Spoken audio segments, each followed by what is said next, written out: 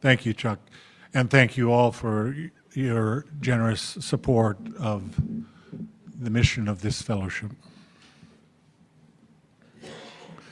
I have two readings this morning. The first is from a poem by Rainer Maria Rilke, translated from the German by Stephen Mitchell. You, darkness, of whom I am born, I love you more than the flame that limits the world to the circle it illuminates and excludes all the rest. But the dark embraces everything, shapes and shadows, creatures and me, people, nations, just as they are. It lets me imagine a great presence stirring beside me. I believe in the night. The second reading is the first of 81 short chapters that make up the content of the Tao Te Ching, an ancient book of Chinese wisdom. The word Tao is one of those wonderful untranslatable words that means something like the way, as in the way things are, or the way to live. In the translations of the Gospel of John into Chinese, the phrase "in the beginning was the Tao" is how that is translated. So that gives you a sense of the meaning of Tao. So here's chapter 1. The Tao that can be told is not the eternal Tao. The name that can be named is not the eternal name.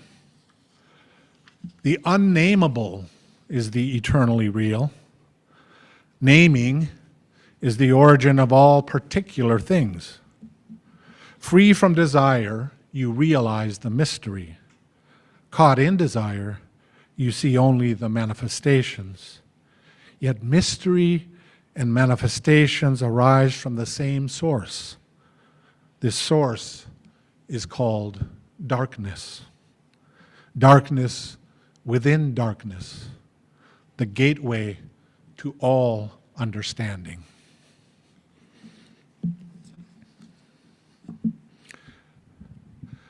Kind of struggling with finding the right distance. I hope you can all hear me and I can read my manuscript at the same time.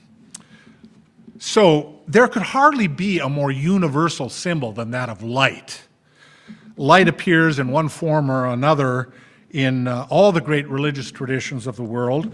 And what's more, light is, or seems to be, a non-controversial, non-sectarian symbol. Light is entirely content-free, if you will. Light is a truly generic symbol, which makes it ideal for Unitarian Universalists. Most of our congregations begin their worship services, as we do, with the ritual lighting of a flame in a chalice.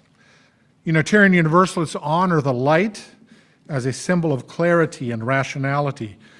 And we trace our intellectual heritage in large part through that revolutionary movement in European history known as the Enlightenment. A good example of this heritage is the Unitarian Universalist Church in Hanska, Minnesota, founded by progressive Norwegian immigrants, former Lutherans, and progressive freethinkers who identified strongly with the Enlightenment values professed by the American Unitarian Association, with whom they voted to affiliate in 1881.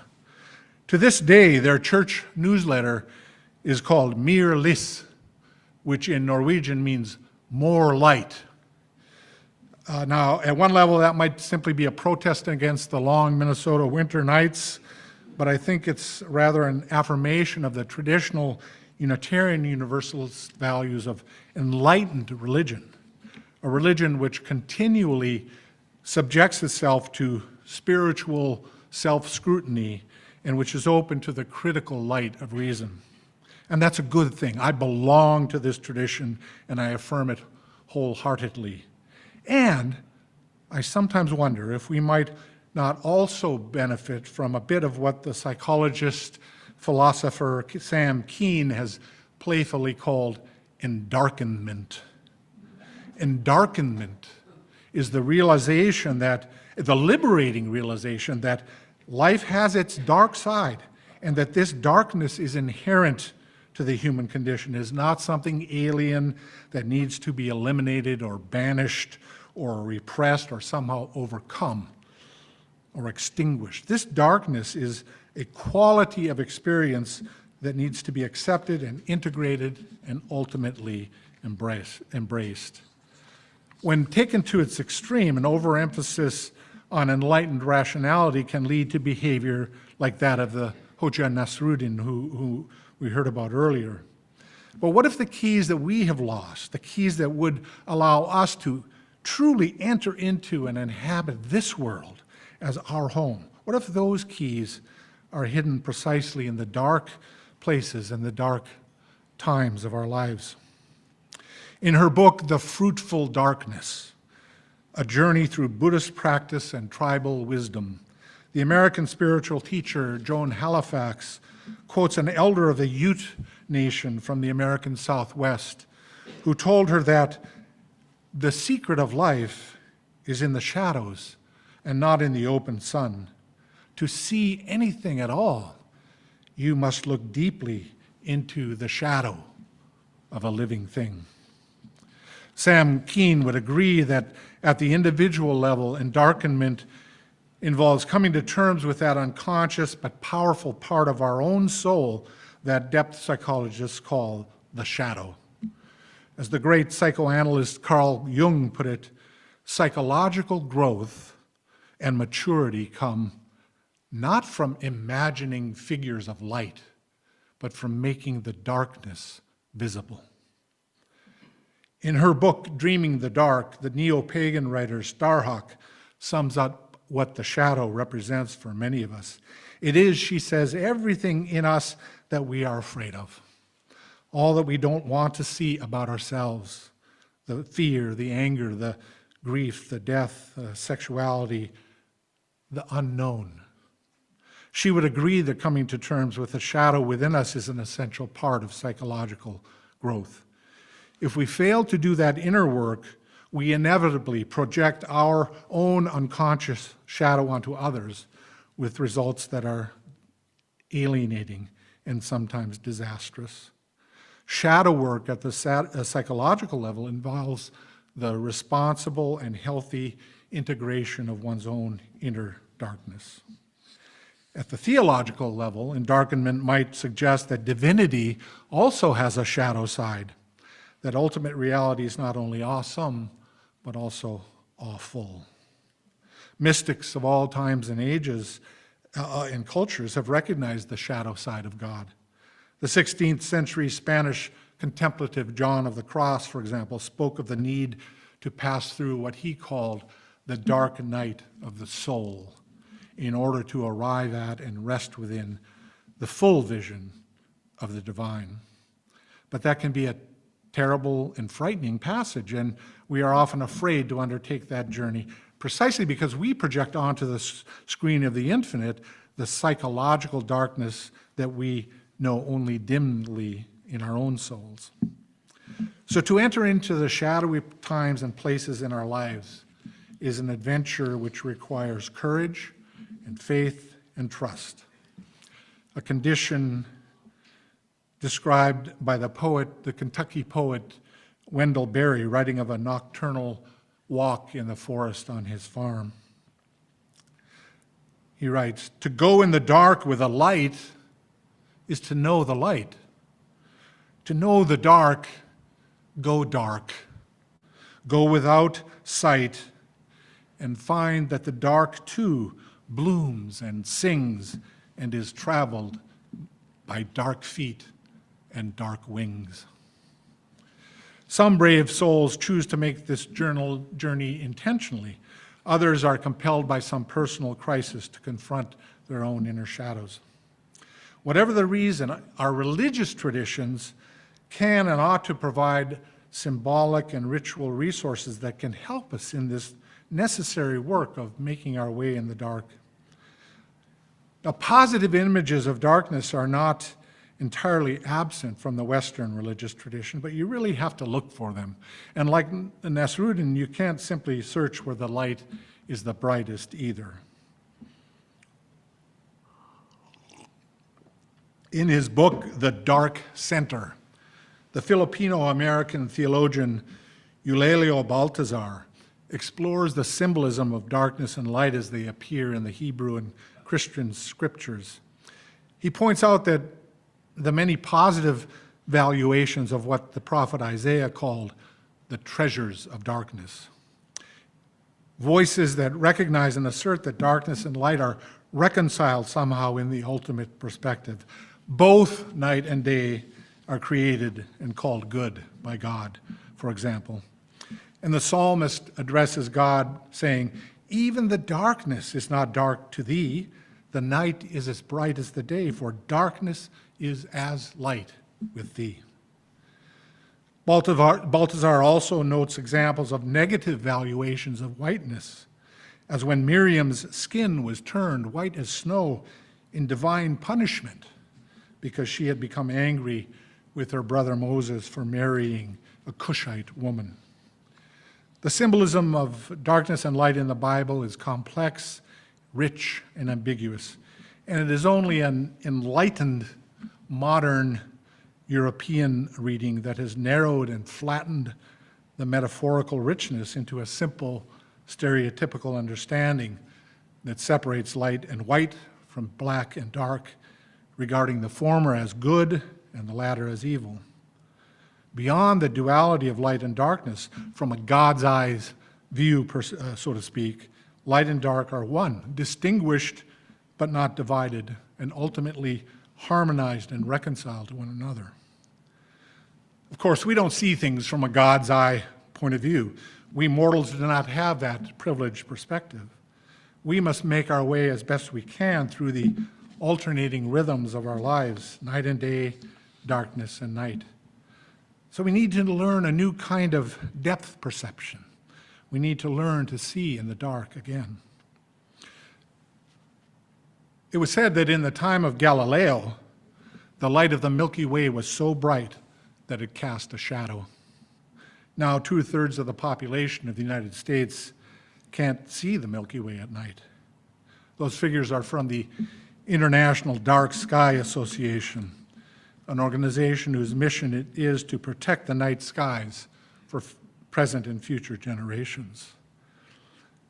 I learned about the International Dark Sky Association from a member of my congregation in Duluth, a woman who had moved to Duluth from Oregon to spend her last days. She had decided to decline treatment for her cancer, and she lived with her daughter, and on the summer nights she would take her bed out, or take her mattress out into the field and just lie under the night sky.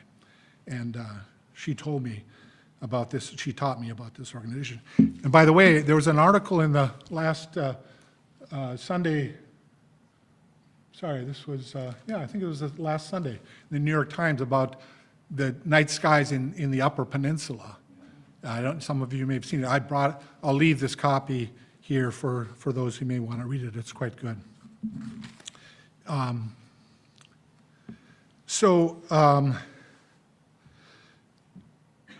As some of you know, I did my undergraduate work at Bowdoin College, a small liberal arts school in Brunswick, Maine. Now, Bowdoin's illustrious alumni include the Arctic explorers Robert Peary and Donald McMillan.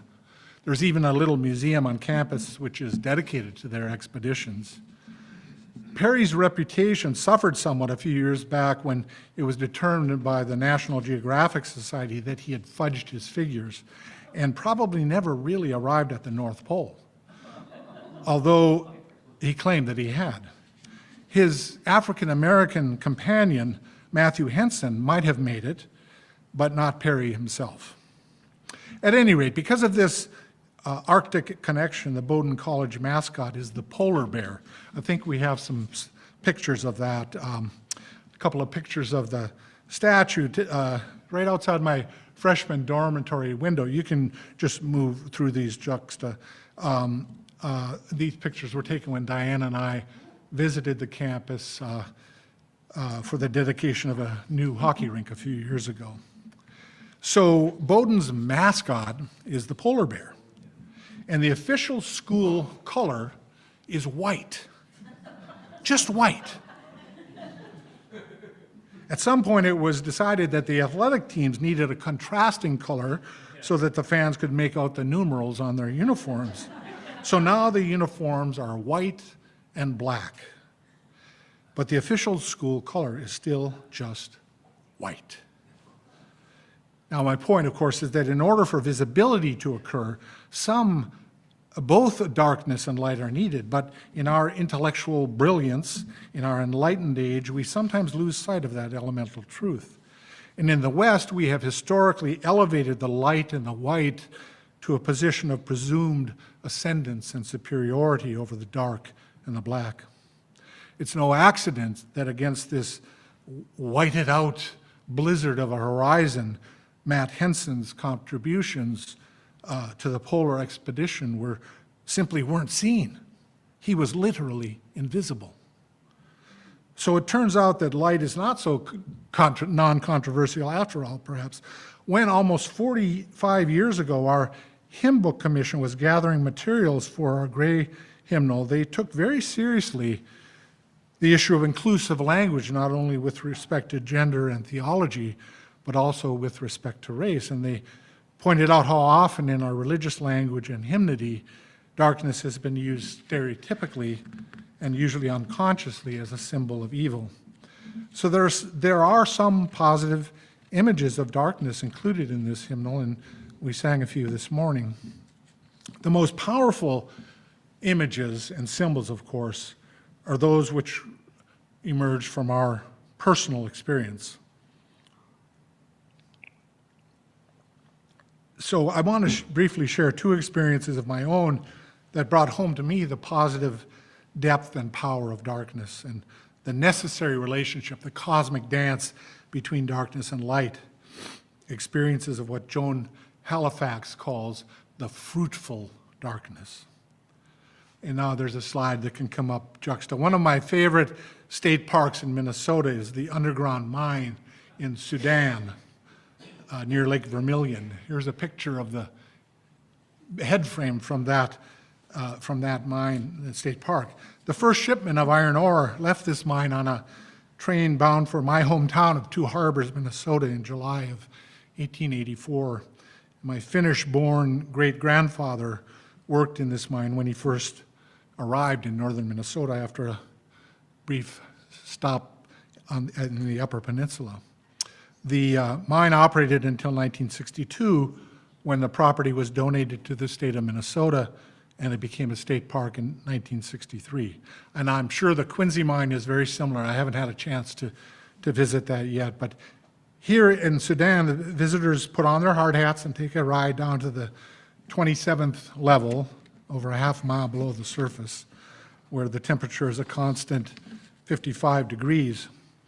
And then you take a trolley ride to the place where mannequins are set up. Here's the picture to show how the mining was done. And it's all very fascinating. But the high point of the tour, perhaps I should say the low point, is when the guides turn out the lights. And words fail me when I try to describe what I can only call the absolute nature of the darkness that ensues. Impenetrable isn't quite right. If anything, the all-enveloping darkness seemed to be perfectly penetrable, infinitely inviting, and profoundly peaceful. I was, in Rilke's word, I could imagine a great presence beside me in that darkness. Of course, I knew that before long the lights would go back on and we would soon be whisked to the surface where we would stumble out blinking in the summer sunshine.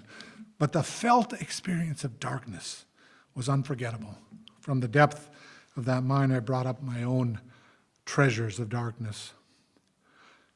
The second personal experience took place at Newgrange in Ireland. It's a part of the a UNESCO World Heritage Site, and I visited there on my sabbatical in 2002. And you can put that, yeah.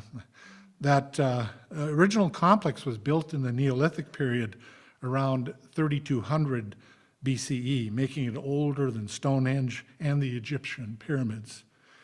The retaining wall in front is a modern feature, but the original construction is still there.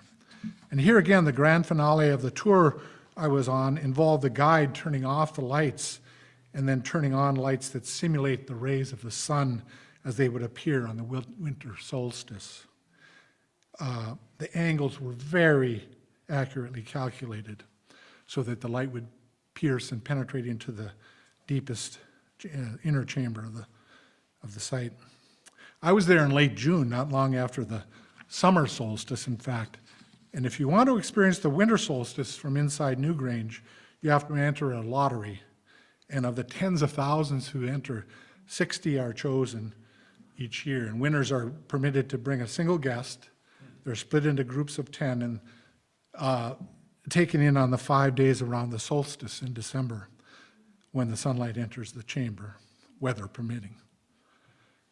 I think we have the next slide here. The Irish Druidic bards were trained in complete darkness.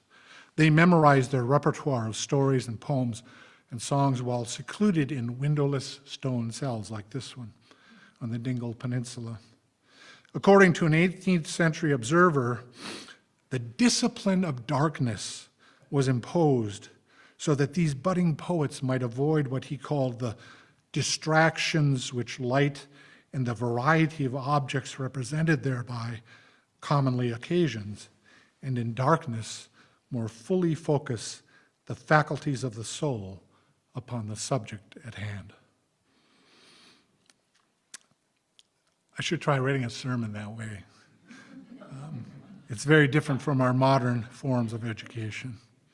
My favorite modern Irish bard is the poet-philosopher John O'Donoghue, who may as well have been emerging from one of these cells or from the tomb passage of Newgrange when he wrote, "We are always on a journey from darkness into light. Every thought you have is a flint moment, a spark of light from your inner darkness. The miracle of thought is its presence in the night side of your soul. The brilliance of thought is born of darkness. Each day is a journey. We come out of the night into the day. All creativity awakens at this primal threshold where light and darkness test and bless each other. You only discover the balance in your life when you learn to trust the flow of this ancient rhythm." And here we stand at the primal threshold, approaching the solstice, where we are called to feel and trust the flow of these ancient cosmic rhythms. So the last image I want to share is a picture of the Tai Chi, the symbol of the great ultimate in the Taoist tradition of China. Here we see light and darkness integrated to the extent that each contains a small portion of its opposite within itself. Yin and yang means literally the shady side of the mountain and the sunny side of the mountain. And of course, that's not a static image. One has to imagine this diagram moving in a dynamic way, just as shadows and light might play across the landscape of a mountain. This Taoist darkness is an example of what my late colleague Greta Crosby called pregnant negativity. Darkness is not simply the absence of light, but a fertile and generative power in its own right. In the Taoist tradition, yin and yang are evenly balanced, though darkness seems to enjoy a certain priority or precedence, which is true in the Western tradition as well, if you think about it. Darkness was already there upon the face of the deep before the Creator declared, "Let there be light." As the great late British fantasy writer Terry Pratchett put it, light thinks it travels faster than anything, but it's wrong. No matter how fast light travels, it finds the darkness has always got there first and is waiting for it. Darkness is the mysterious, primordial ground from which all the particular manifestations of reality emerge. The light shineth in the darkness, and the darkness has not overcome it, wrote John the Evangelist. But neither does the light destroy or eliminate or entirely banish the darkness. The light shines precisely in the darkness. They dance together. This season approaching the winter solstice is a time when we attend to and honor the treasures of darkness, both within and beyond ourselves. We honor the darkness which is a cradle to the light, but which is also a benevolent power in its own right. It is only against the background of immense mystery, out of the deep and dazzling darkness, that we are enabled to see both light and shadow in our lives, to have faith in the night as well as the day, and to make our way gracefully in this world. My colleague, the Reverend Kathleen McTeague, expresses this quite beautifully in the benediction with which I close. May the light around us guide our footsteps and hold us fast to the best and most righteous that we seek. May the darkness around us nurture our dreams and give us rest, so that we may give ourselves to the work of our world. Let us seek to remember the wholeness of our lives, the weaving together of light and shadow in this great and astonishing dance in which we move. May it be so. Amen. It looks like